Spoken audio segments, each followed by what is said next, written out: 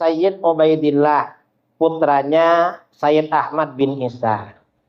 Katanya tidak ada data. Loh, kok bisa gak ada data? Wong itu ijma ulama dan ijma ahli nasab.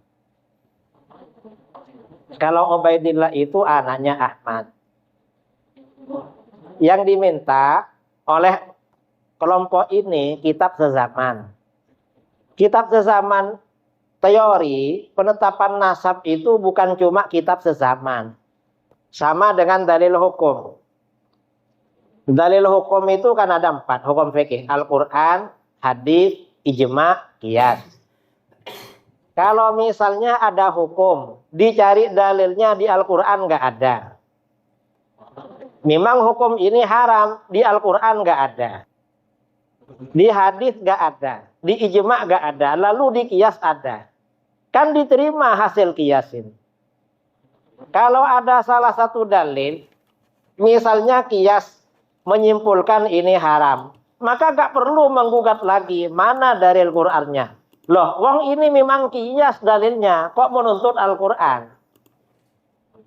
Sama dengan ini, penetapan nasab. Penetapan nasab apa harus ada kitab sezaman? Kitab sezaman bisa menjadi bukti nasab itu memang isbat tetap.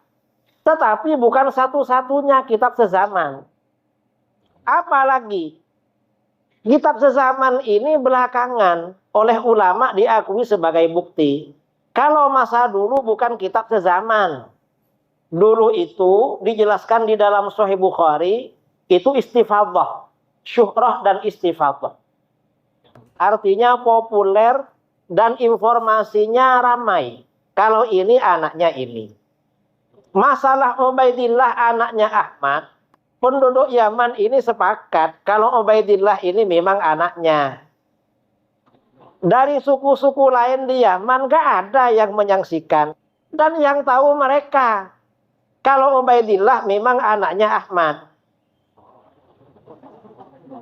Jadi yang mengakui bahwa Sayyid Ubaidillah ini anaknya Ahmad penduduk Yaman, orang-orang yang ada di situ. Loh, kalau penduduk negeri lain ya memang nggak tahu. Dan itu cukup di dalam penetapan nasab, itu cukup. Coba ya, saya terangkan teori penetapan nasab. Bahwa Rasulullah SAW itu sederhana sebenarnya menerima nasab orang. Ini hadisnya sahih. Ada suami istri orang Arab sama-sama putih kulitnya. Suaminya putih, istrinya putih. Lalu menikah. Setelah lahir anaknya hitam. Akhirnya apa? Suaminya ini lapor sama Rasulullah. Rasulullah, anak saya kok hitam ya? Istri saya melahirkan anak agak hitam. Saya putih, istri saya putih. Gimana itu? Maksudnya gimana? Mungkin bukan anaknya dia gitulah. Nggak terima. Akhirnya apa? Oleh Rasulullah diberi tamsil, ditanya, kamu punya onta, punya Rasulullah. Warnanya apa? Abu-abu. Ada yang warna agak merah, ada katanya. Loh kok bisa? Wong yang lain abu-abu kok itu bisa berwarna merah? Ya mungkin agennya di atasnya ada yang merah. Lalu kata Rasulullah, ya barangkali agennya kamu di atas ada yang hitam. Nurun sama anak kamu. Lah ini artinya kan sederhana kan. Rasulullah gak nyuruh tes DNA. Rasulullah gak nyuruh meneliti. Jangan-jangan istri kamu pernah janjian sama laki-laki lain. Enggak. Ya sudah, barangkali ini memang agen leluhur kamu ada yang hitam. Ini kan sederhana sebenarnya. Ini contoh. Lalu contoh lain ya. Ada kaitan dengan nasab. Ada laki perempuan menikah. Setelah laki perempuan ini menikah, menjalani bulan madu, ada seorang budak perempuan tua datang sama laki-laki dan perempuan itu. Lalu dia bilang, kamu kok kawin sama ini? Loh kenapa? Kalian berdua waktu masih bayi pernah nyusu ke saya dulu. Berarti kan saudara sesusu kan? Pernah menyusu. Loh, ya apa ini? Akhirnya apa? laki-laki ini konfirmasi pada keluarga istrinya. Pernah enggak istri saya dulu menyusu sama itu?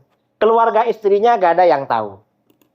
Lalu dia juga konfirmasi kepada keluarganya sendiri. Abang-abangnya, tantenya, mungkin siapa, pernah saya ini disusukan sama perempuan itu. Gak tahu.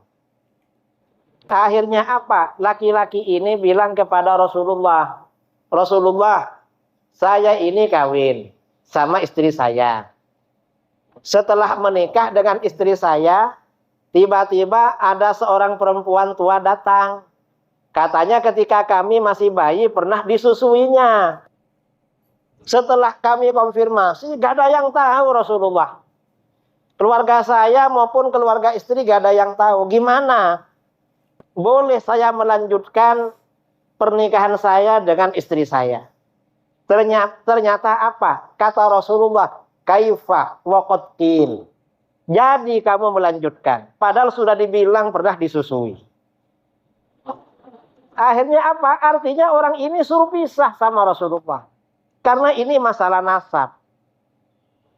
Suruh pisah artinya ini sederhana sekali sebenarnya. Tidak ruwet-ruwet. Nggak harus tes DNA. Dan Rasulullah itu nggak perlu DNA kalau ingin tahu. Wong Rasulullah ini bisa tanya sama malaikat Jibril.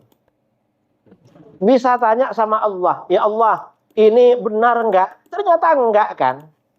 Karena hukum syariat itu hukum zahir. Pokoknya orang-orang bilang ini anaknya ini, ya sudah anaknya itu.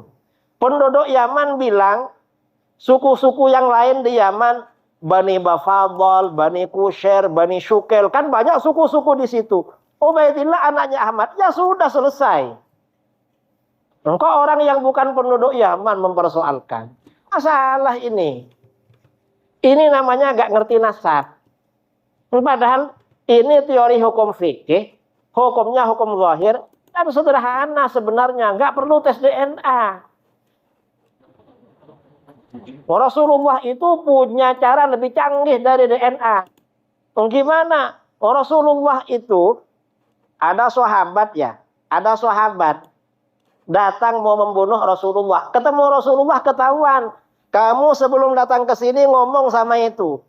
Jumpa, ngomong apa kamu? Kan mau membunuh. Rasulullah bisa tahu. Tapi ketika orang masalah nasab, Rasulullah nggak pakai ini memang. Mengapa? Karena ini hukum zahir. Pokoknya masuk akal, kira-kira benar secara zahir, ya sudah diterima. Gak ruwet-ruwet. Seperti kelompok yang anti Ba'alawi. Itu kan bikin ruwet persoalan sebenarnya. Sebenarnya tidak seruwet itu. Cuma dia bikin ruwet.